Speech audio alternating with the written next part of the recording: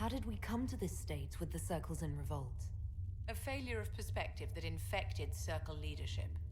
Mages lived solely in a world of Templars and mages. They could not even imagine what was beyond the tower walls. Kirkwall gave the world a reason to remember its fear of magic. A mage killed hundreds with a snap of their fingers. Across Thedas, a new tangible fear of magic grew. Commoners and nobles alike called out to the Chantry for protection. But the malcontents in the towers thought nothing of this. They cared only for themselves and for their anger at the new Templar restrictions.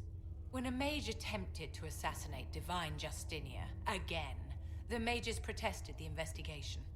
The leadership chose to vote on independence based on the intolerable conditions imposed by the Templars, sparing no thought to the fact that magic was more feared in the aftermath of these attacks than it had been since Tevinter's day.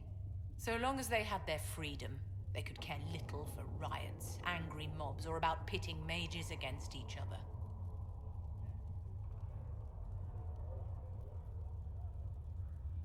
I thought the fighting was only between mages and Templars. Why are mages fighting mages?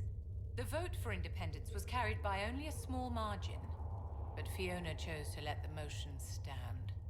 Those who opposed a rash declaration of war against the entire free world had little choice. By breaking from the Chantry when they did, the rebels declared themselves in support of mass murder. Anyone who did not wish to support terrorism and the slaughter of innocents was forced to take arms against the rebels.